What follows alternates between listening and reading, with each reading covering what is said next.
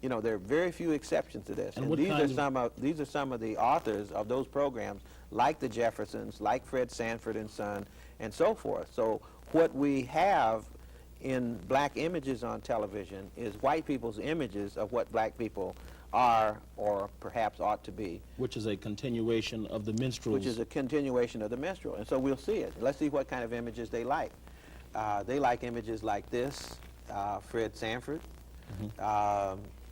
like this, JJ. You remember how prominent JJ was? I think he's back on television again. Is he back on? He's back on. He has a family now, I think. Yeah, okay. But he's doing the same things in all probability.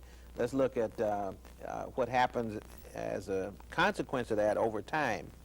Then African American children, looking at the negative images of African people that are shown, cannot develop positive images of themselves. So then they seek images that are positive by looking at other people besides themselves.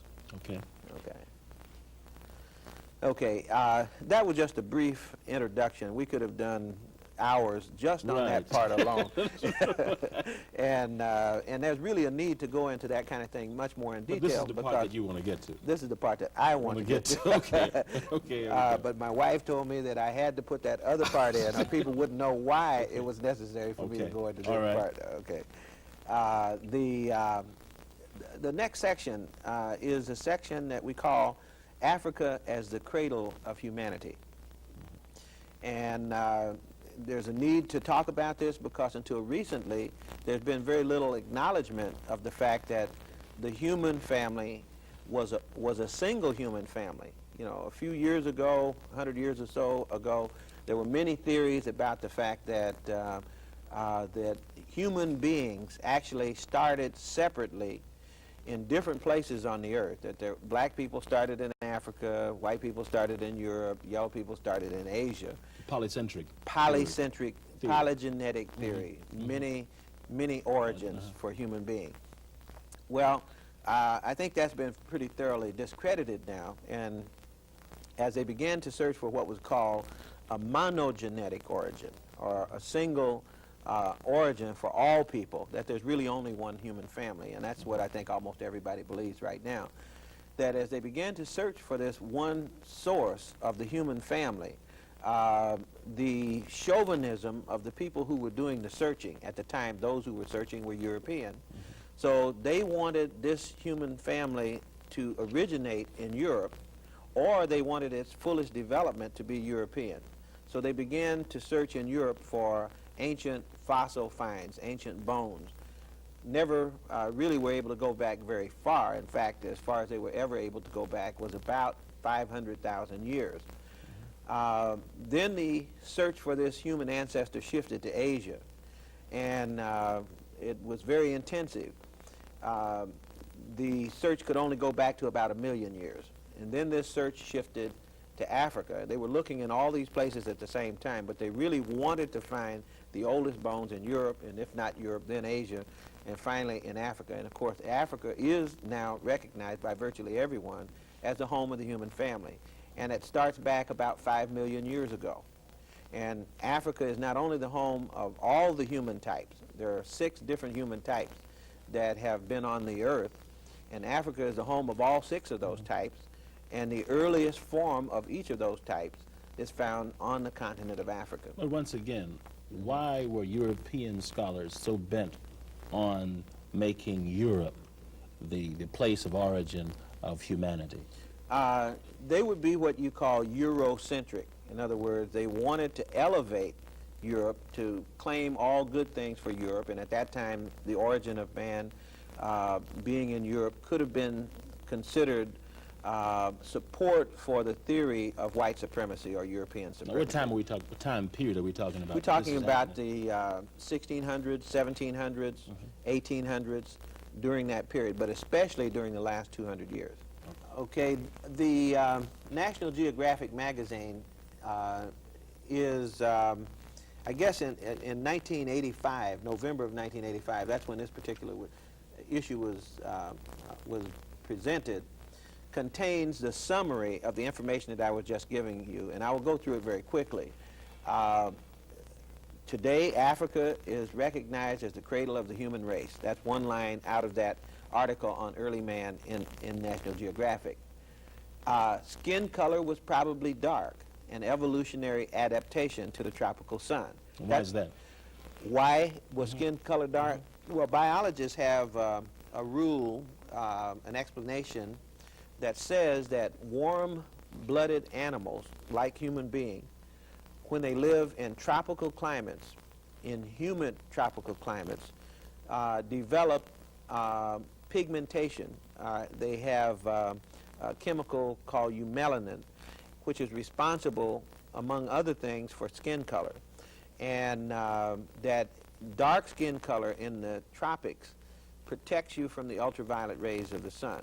So anyone who was not protected in that way generally wouldn't survive. For example, albinos can survive to a normal life in northern Europe. A normal life, there's really very little threat to their lives. But in the tropics, very few live beyond the age of 30.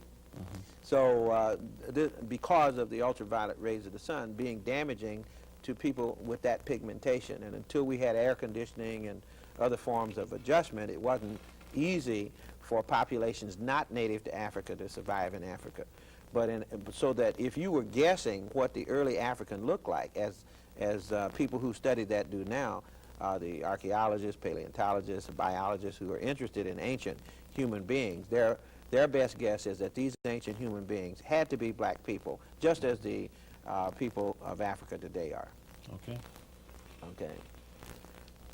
Okay, here is one of the human types. Remember I said there were 6 human types. There were 2 different types of Australopithecines, Australopithecus gracile, Australopithecus robustus, Homo habilis. And these 3 types that I've shown so far are found only on the continent of Africa. Nowhere else do they exist. Then we have the first one to leave the continent of Africa was Homo erectus, the one that I'm showing you now. Homo erectus left the continent of Africa approximately 1 million years ago. And we call this one Pithecanthropus erectus, if you've heard heard him talked about in school. Then there is Neanderthal. This one apparently left the continent of Africa somewhere around 500,000 years ago. But the oldest bones for Neanderthal are found on the African continent. This one is called Homo sapiens sapiens. This is the only one that's left out of the 6, and that's modern man. And so Who originated in? Who also originated in Africa. Now there's some new information on modern man. For years, the best estimate as to how old modern man was in Africa was that modern man was approximately 100,000 years old in Africa. It turns out now that there are some people who are doing studies of mitochondrial DNA, which is genetic information in the human cell. And it turns out that there's 2 different types of DNA information generators. One is in the middle of the cell, or the nucleus of the cell. The other is in the tissue of the cell. That DNA that's in the tissue of the cell is carried only by the female. That allows scientists to study the evolution of different groups.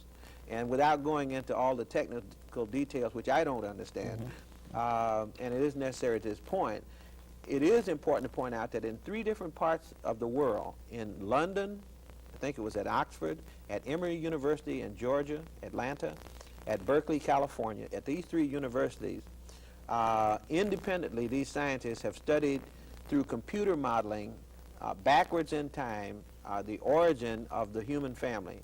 And they come up with a woman they call African Eve. And instead of 100,000 years old, this woman is 250,000 years old. That's the estimate. And it turns out that in their theory, one African woman is responsible, or at least is the direct ancestor of every human being on the face of the earth.